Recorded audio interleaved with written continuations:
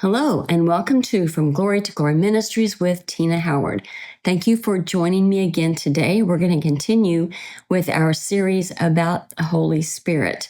Now, I don't have my little pillow with me, but I'll do this.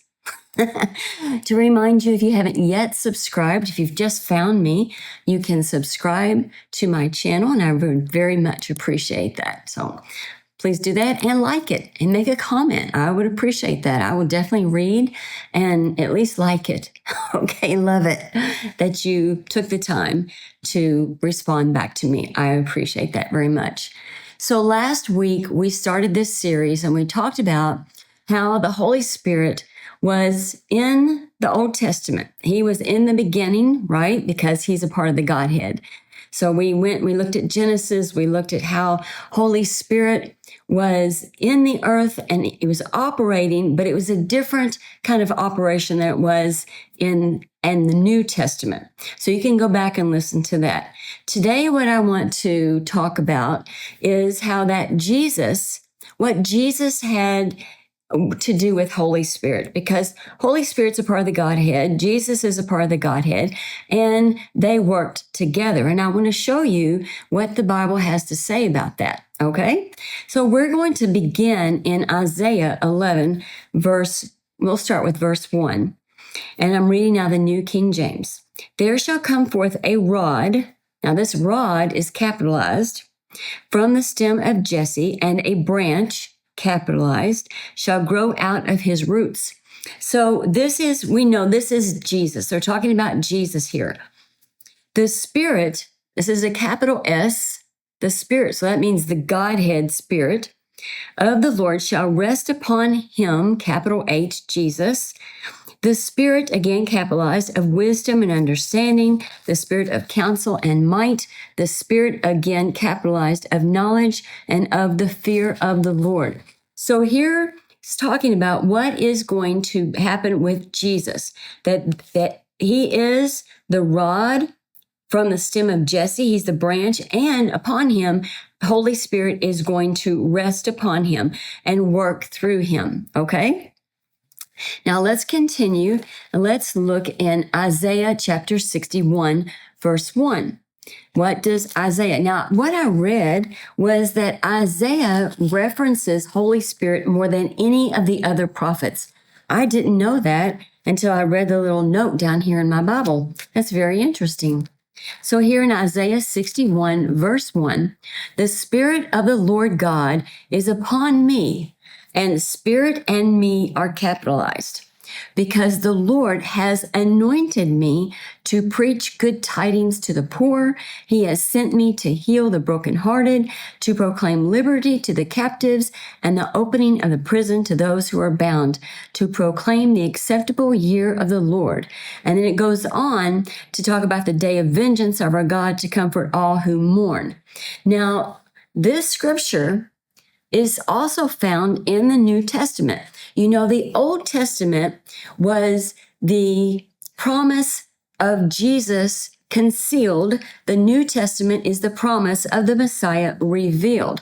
So everything in the Old Testament points to the New Testament, to Jesus, because he's the mystery. The church is the mystery that's talked about in the Bible. Now, so we see here in Isaiah 61 that the Spirit of the Lord is upon me. Now, let's go to Matthew chapter 3. Yes, 3. And we're going to see that where John the Baptist is going to baptize Jesus. Now, this is in all the Gospels.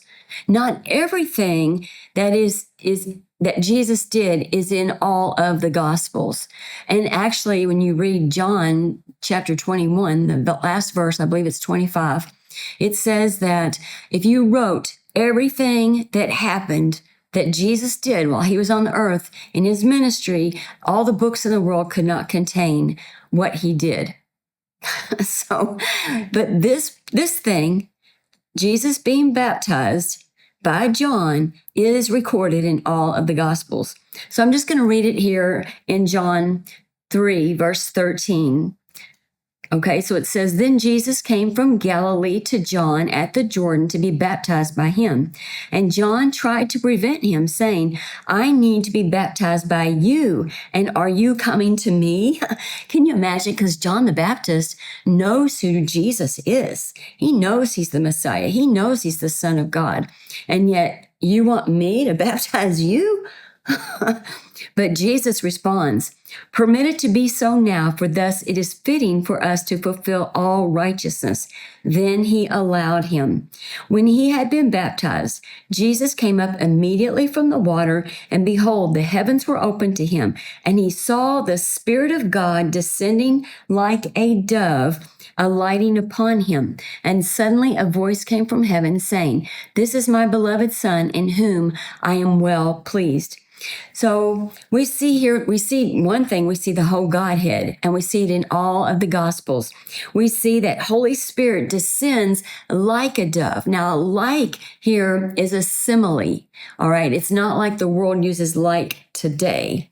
So it's like it's like something happened. It's like the Holy Spirit was like a dove, and that it alighted upon him. Not that Holy Spirit is a dove, but that's how he descended upon Jesus.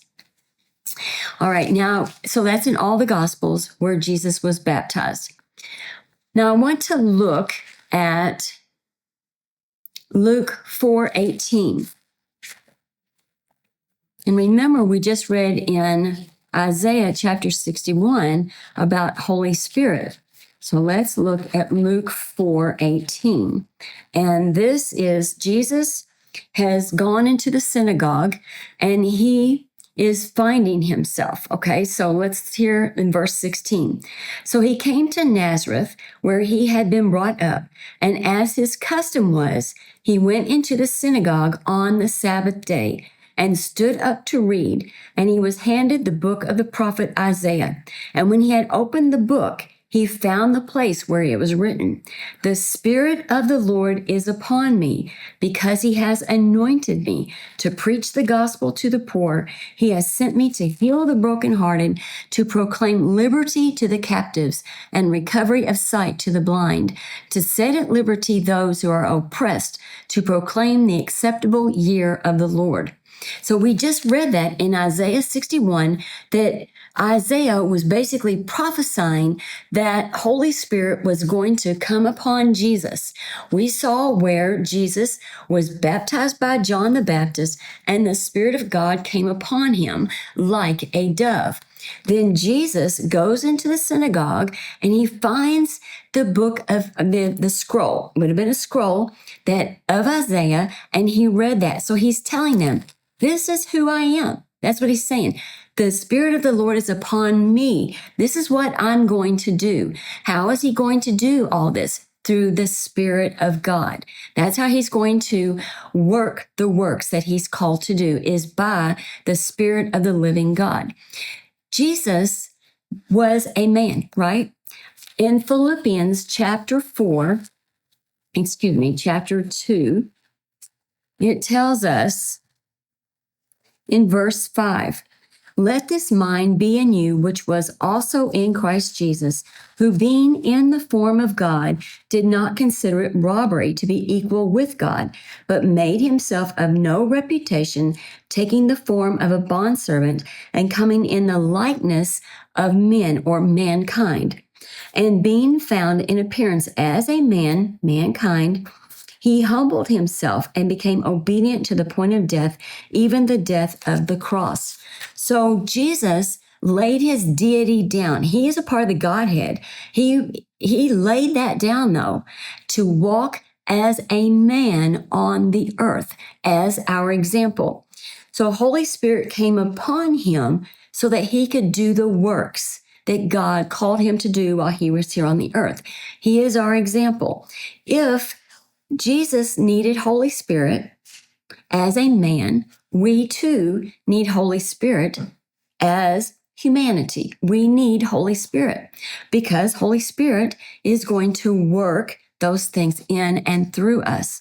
Now, I want to go look at Acts chapter 10, and it's going to show us something else. in verse 38. It says, how God anointed Jesus of Nazareth with the Holy Spirit and with power, who went about doing good and healing all who were oppressed by the devil, for God was with him. So further proof that everything that Jesus did, he did because Holy Spirit was upon him. That anointing of Holy Spirit was upon him, and then he went about doing good. And we too are to have Holy Spirit so that we can do those good things that God has called us to do from the very foundations of the world. Amen.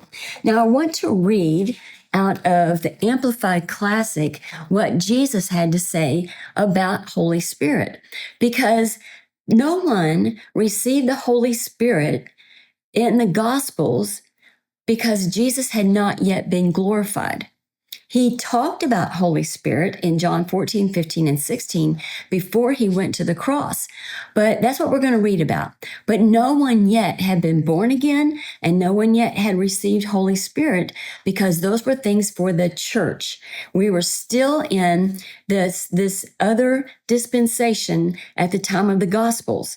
After Holy Spirit was poured out, you have a new dispensation of grace and the church.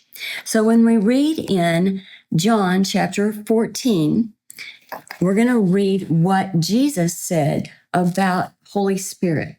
So let's look at verses 15 through 18. I'm going to read from the Amplified Classic. So it's really wordy, but it amplifies so that you really get a good understanding. So verse 15. If you really love me, you will obey or keep my commands. And I will ask the Father, and he will give you another comforter. And in parentheses, it's going to amplify what comforter means. Counselor, helper, intercessor, advocate, strengthener, and standby, that he may remain with you forever. Do you remember last week when I talked about how Holy Spirit was different in the Old Testament and than the New?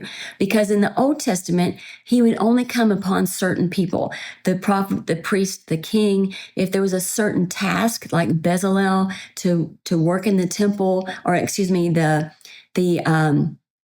the tabernacle, as they were making the tabernacle, Bezalel and Holiab were called and had the Spirit of God upon them to do that work. But then you see, when they finished that work, Holy Spirit was no longer upon them. But here we see that he will remain with you forever. That's what Holy Spirit's going to do.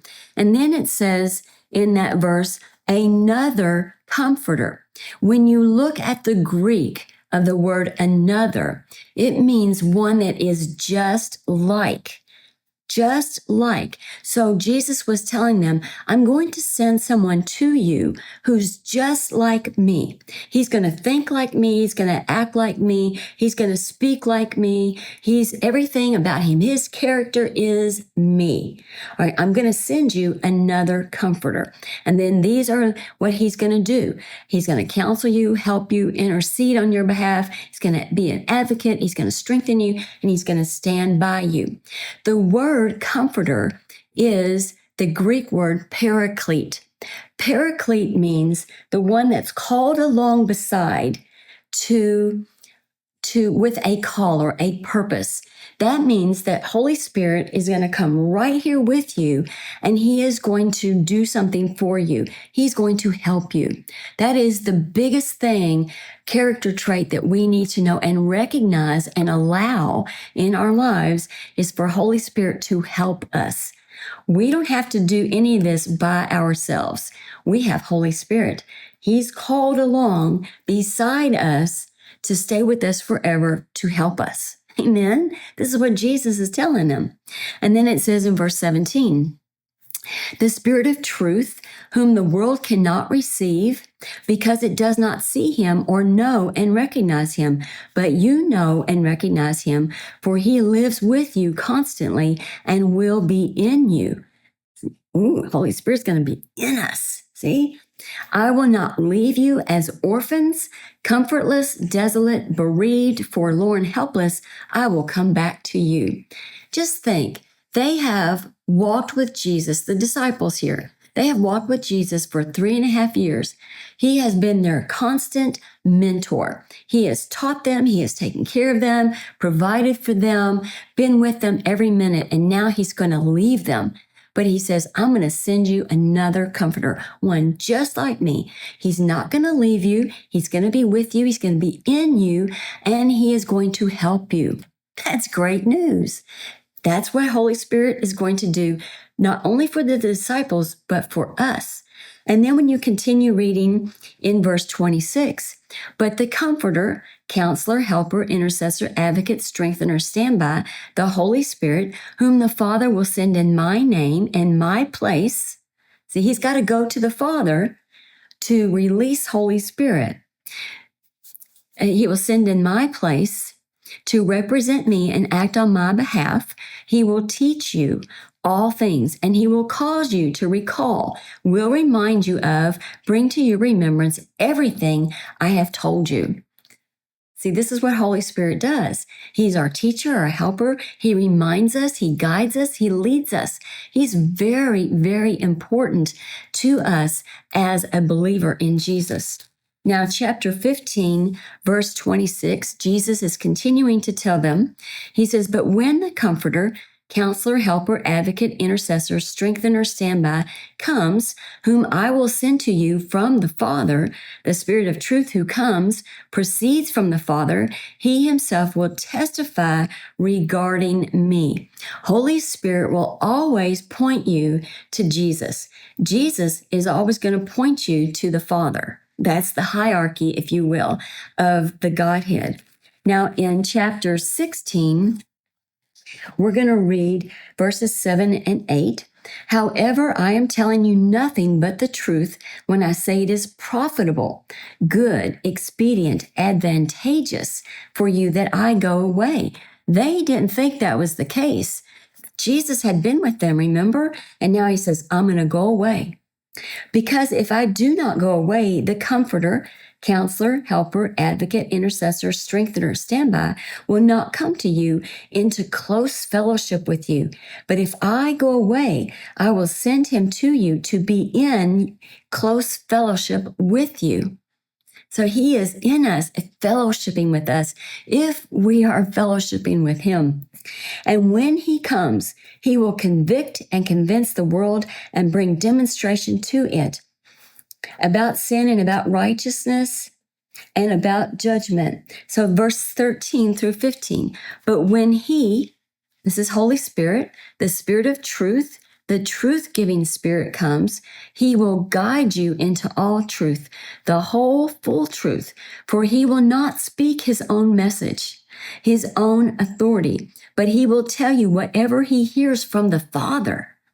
He will give the message that has been given to him, and he will announce and declare to you the things that are to come, that will happen in the future.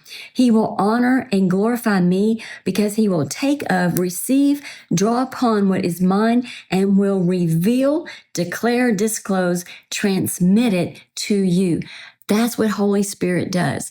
He's inside of us. He's ministering to us in our spirit man, and then that's being revealed up to us. And we'll read scripture about that later in Corinthians. And then, so I guess that's everything, right? That's it in those scriptures right there. But see how important Holy Spirit is in our life? Every day, Holy Spirit is right here with us. He is our guide. He is the one who leads us. He's going to remind us. He's going to help us. He is truly our comforter. Remember that comforter means the one that's called along beside with a purpose or a call. What is that purpose? To help. To help. So call on him. Talk to Holy Spirit. Communicate with him, because he wants to talk to you. He wants to reveal to you what he's hearing from the Father and speak to you. Amen. Ooh, yum, yum. That was some good stuff. Amen. So that's all I have for today. I'll see you again next week. I'm from Glory to Glory Ministries with Tina Howard. Let's learn together. Let's grow together. Let's go from glory to glory together.